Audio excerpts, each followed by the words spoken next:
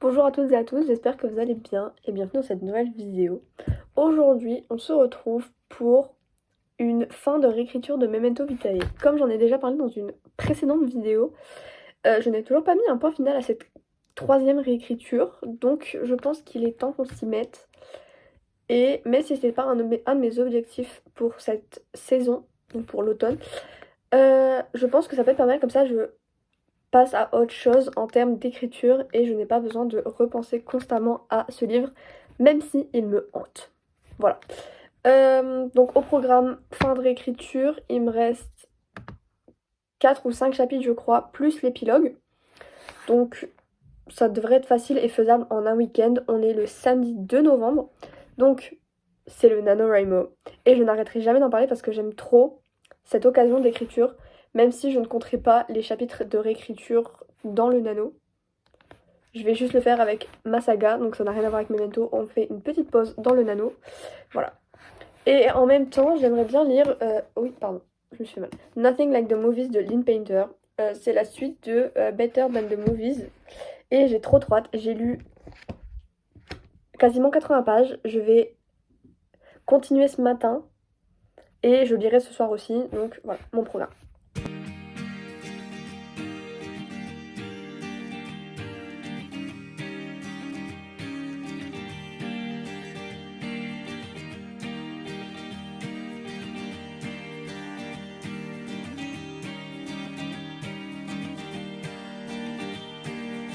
Kiss me out of the bearded barley nightly, beside the green, green grass. Swing, swing, swing the spinning step. You wear those shoes and I will wear that dress. Oh, kiss me beneath the milky twilight. Lead me out on the moonlit floor. Lift your open hand, strike up the band and make the fireflies dance. Silver moon sparkling, so kiss me.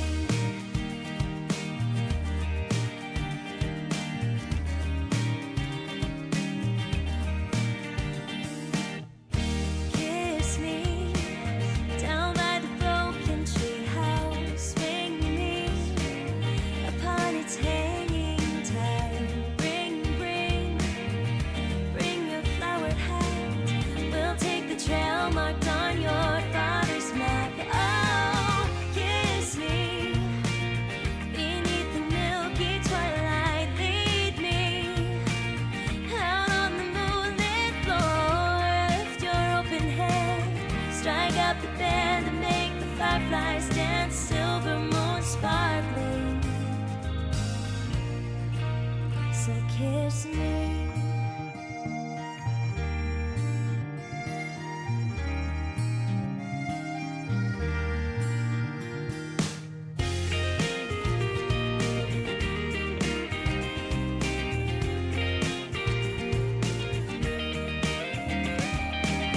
Kiss me beneath the milky twilight. Lead me out on the moonlit floor. Lift your open hand, strike up the band and make the fireflies dance. Silver moon sparkling, so kiss me.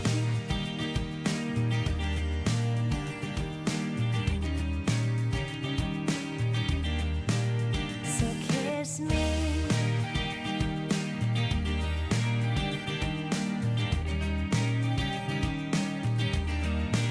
So kiss me.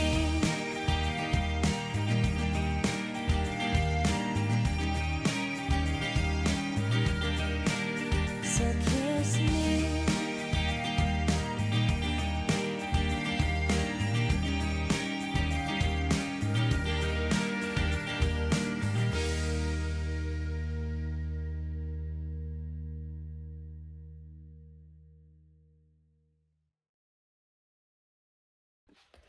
Hey, hey, hey!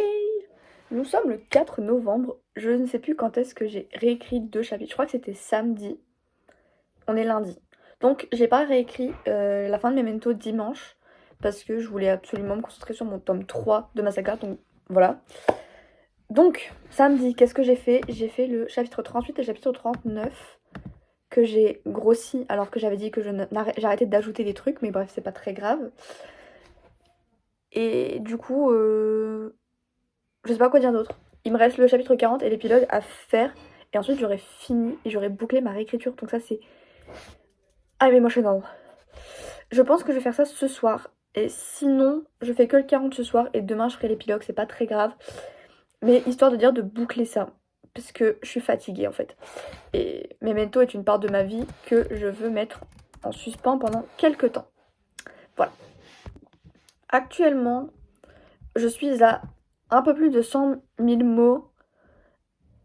Et j'avais calculé, et à l'arrêt au chapitre 39, j'étais à la base à 98 000 mots. Donc j'ai quand même rajouté 3 000 mots. C'est énorme. On va pas se le cacher, c'est énorme. Pour l'instant, je suis à 500 pages. Genre, là, pour l'instant, le livre, il fait 508 pages. Donc, il est énorme. C'est pas très grave parce que au moins, il est beau et c'est le principal. Il faut dire que le troisième G faisait 104 000 mots. Donc, j'y suis presque, en fait. Et je sais très bien qu'il va encore plus grossir, donc je sais pas. Bref, je rabâche plein de trucs. Et parce que je me rends compte que la vidéo va pas être très longue. Et techniquement, c'est pas grave parce que c'est une fin de réécriture et je savais qu'il y aurait pas énormément de trucs à raconter. Mais je veux quand même qu'il y ait du truc à regarder, donc j'essaie de parler un minimum. Et voilà. Take it. If she gives you her heart, don't you break it. Let your arms be a place she feels safe in. She's the best thing that you'll ever have. She always has trouble falling asleep, and she likes to cuddle while under the sheets. She loves pop songs and dancing and bad trash TV. And there's still a few other things. She loves love notes and babies and likes giving gifts. Has a hard time accepting a good compliment. And she loves her whole family and all of her friends. So if you're the one she lets in, take it. If she gives you her heart, don't you break it. Let your arms be a place she feels safe in. She's the best thing that you'll ever have. She'll love you if you love her on days when it feels like the whole world might cave in. Stand side by side and you'll make it. She's the best thing that you'll ever have. She'll love you if you love her like that. Kiss her with passion as much as you can. Run your hands through her hair whenever she's sad, and when she doesn't notice how pretty she is, tell her over and over so she never forgets. Take it. If she gives you her heart, don't you break it. Let your arms be a place she feels safe in. She's the best thing that you'll ever have. Il est temps, mesdames et messieurs, de conclure cette vidéo. Hier, j'ai fini la réécriture de Memento Vitae. Et il est un peu plus gros que la version que j'ai réécrite.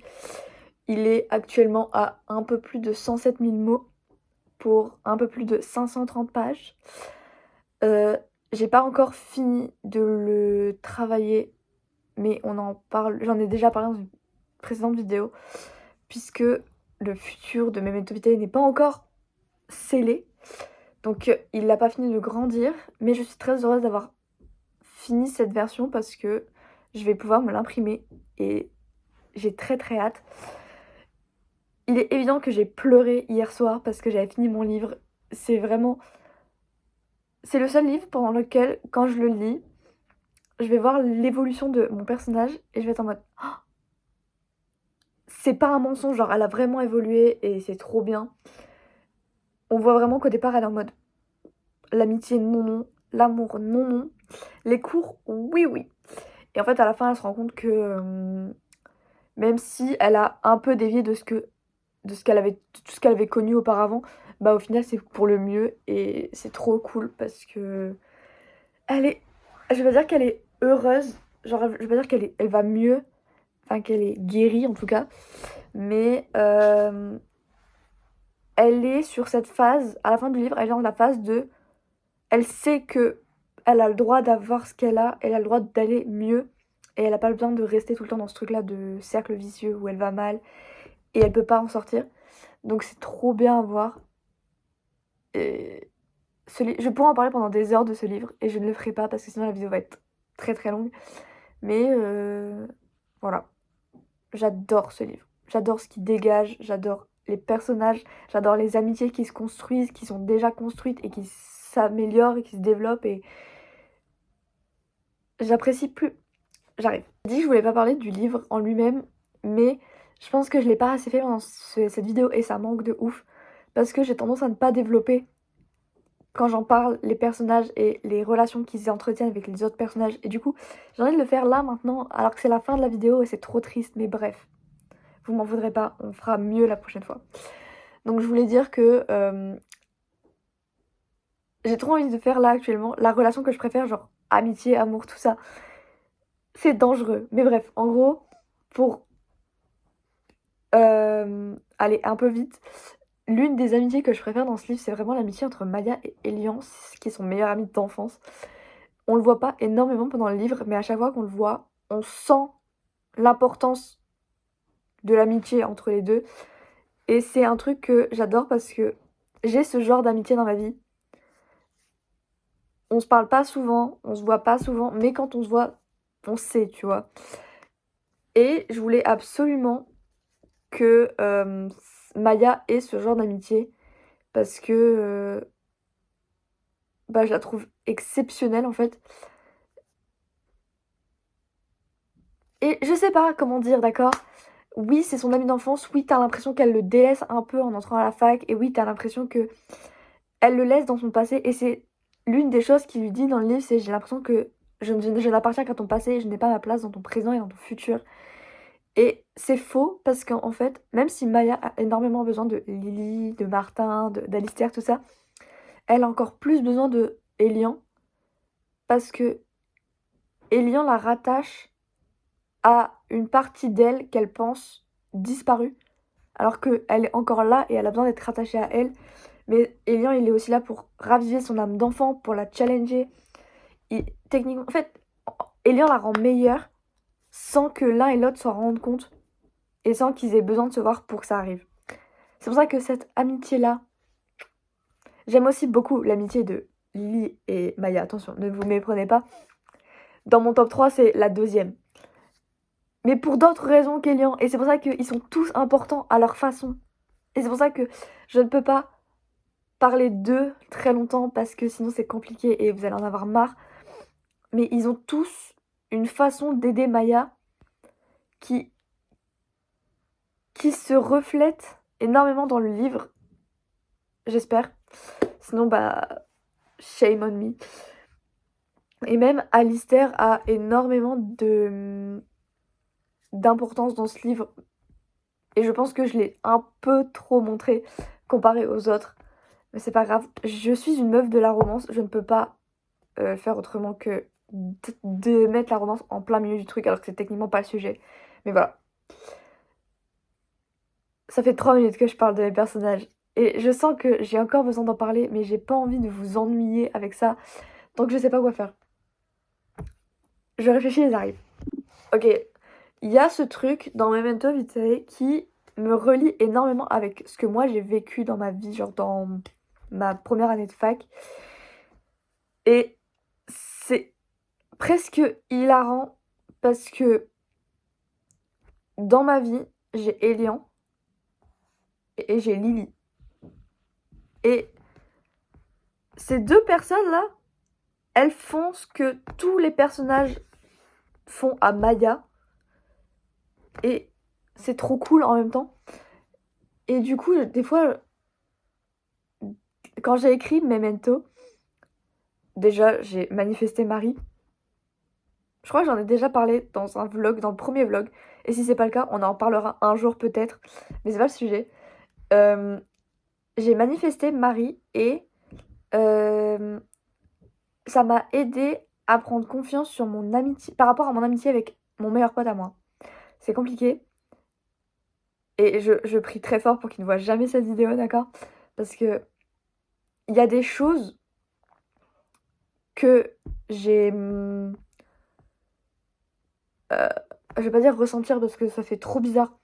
Mais en fait, mon amitié... J'ai un problème avec l'amitié. Enfin, j'ai pas un problème avec l'amitié. Mais j'ai très peu confiance en ma capacité à garder mes potes. Voilà, parfait. J'ai tendance à manquer de confiance dans ma capacité à garder mes potes. Et ça s'est beaucoup ressenti, je l'ai beaucoup ressenti par rapport à mon meilleur ami.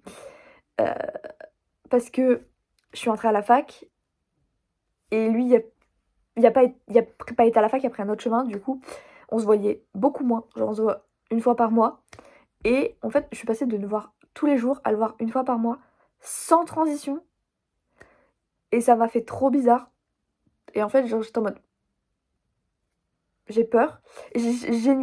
J'avais très très peur de perdre mon pote. Bizarre, mais bref. Et en écrivant la relation entre Maya et Elian, j'ai pu libérer ce que j'avais à libérer parce que j'avais peur de lui en parler, peur qu'il me trouve débile, ce qui est pas le cas et totalement idiot du coup. Mais bref. Et ça m'a grave aidé à moi vider ce que j'avais à extérioriser sans avoir à en parler, à poser des mots dessus.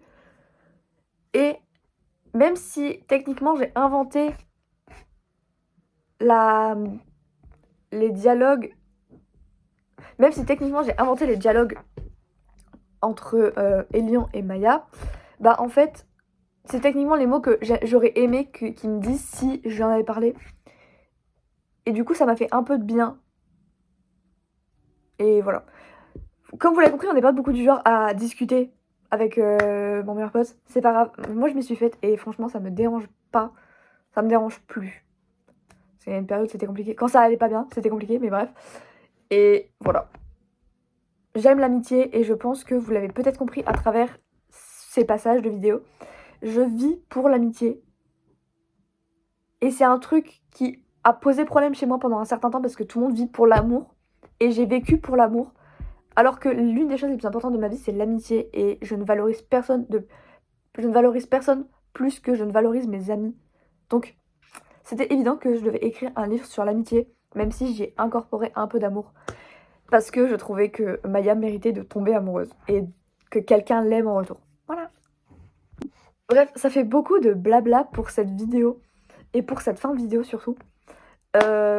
Du coup, je vais m'arrêter là. Et si jamais vous avez des questions sur mon livre, si vous avez des questions sur mes personnages, si vous voulez que j'approfondisse certains trucs et que ce sujet vous intéresse vraiment, vraiment faites pas ça pour me faire plaisir parce que j'ai dit que j'aimais trop ça.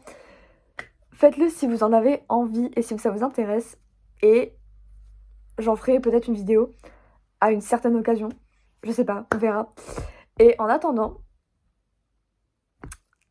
vous savez ce qui vient. On se retrouve la semaine prochaine pour une prochaine vidéo. Une vidéo que je vais adorer faire, puisqu'il s'agit d'un update lecture, d'un bilan lecture de octobre et novembre.